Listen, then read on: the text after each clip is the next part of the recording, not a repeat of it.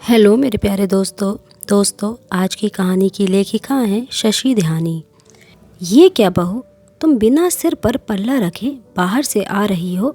मोहल्ले वाले देखेंगे तो क्या बोलेंगे। हमारी इज्जत का बिल्कुल भी ख्याल नहीं है तुम्हें। हमारे ख़ानदान में बहुएं बिना घूंघट बाहर नहीं निकलती। हमने तो तुम्हें सिर पर पल्ला रखने को बोला था, वो भी तुमसे नहीं किया जाता। नीला के बाहर से आते ही सासू माँ कविता जी ने तानों की बौछार करने लग गईं।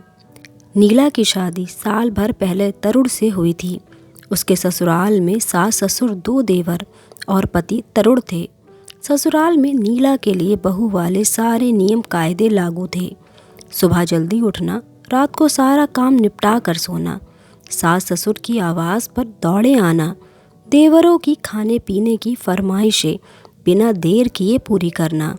नीला ससुराल में सामंजस्य बैठाने की पूरी कोशिश करती, लेकिन उससे ज़रा सी भी गलती हो जाती तो कविता जी बातें सुनाने लगती। उस समय वो गुस्से में नीला को कुछ भी कह देती।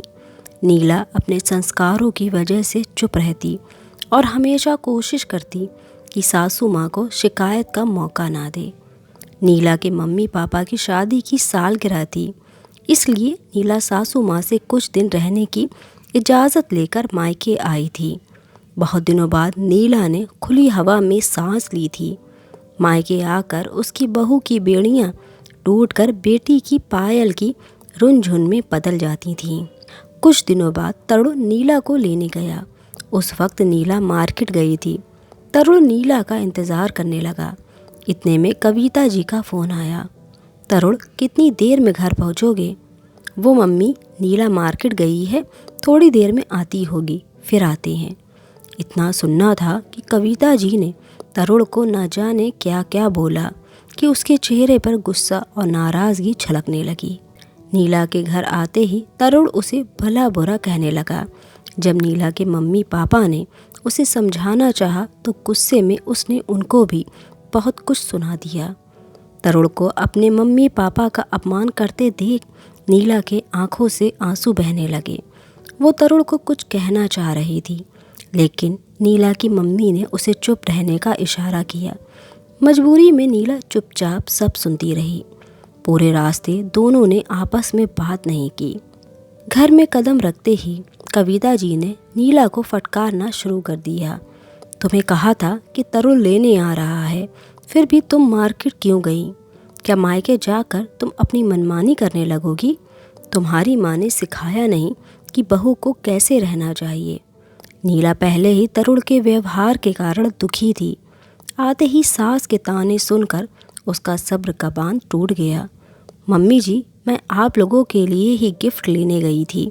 मार्केट में भीड़ थी, इसलिए आने में देर हो गई। और मेरी माँ ने मुझे बहुत कुछ सिखाया है, इसलिए मैं आज तक चुप थी। लेकिन आपने अपने बेटे को कुछ नहीं सिखाया। मुझे लगता है कि कुछ चीज़ें आपको अपने बेटे को भी सिखानी चाहिए थीं, क्योंकि संस्कारों की ज़रूरत बहू को ही नहीं, बेटे को भी होती है। बहू बनते ही लड़की के पाँव में संस्कारों, रिवाजों, शर्म हया की न जाने कितनी बेड़ियाँ पहना दी जाती हैं, लेकिन बेटा शादी के बाद भी वैसा ही रहता है। वो भी किसी का पति, किसी का दामाद, किसी का जीजा बनता है, पर उसके लिए कोई नियम नहीं। बहू को मुंह खोलने की मनाही है, लेकिन दामाद अपने सास ससुर को कुछ भी बोल सकता है। मैं आपका पूरा सम्मान करती हूँ और आगे भी करती रहूँगी, लेकिन अब बेड़ियों में नहीं बनूँगी। मेरी अपनी इच्छाएं और ख्वाहिश है, जिनको बहू होने के नाते मुझसे छीन लिया गया है। पर अब मैं आज़ादी से रहना चाहती हूँ, खुलकर सांस लेना चाहती हूँ। इस घर के दकियानूसी रिवाजों को तोड़ना चाहती हूँ, ताकि आगे आने वाली बहुएं इस घर में खुलकर सांस ले सकें। अपने को बेचारी बनाकर मैं खुद को अपनी और उनकी नज़रों में नहीं गिराना चाहती। कविता जी और तरुण नीला को हैरानी से देखते रहे। नीला ऐसे जवाब देगी, उन्हें उम्मीद नहीं थी। दोनों ने चुप रहना ही उचित समझा। शायद ऐसी गलती वो फिर कभी नहीं करेंगे। दोस्तों, अगर आपको ये कहानी पसंद आई हो तो प्लीज़ वीडियो को लाइक कीजिएगा, शेयर कीजिएगा और चैनल को ज़रूर सब्सक्राइब कीजिएगा। Thanks for watching.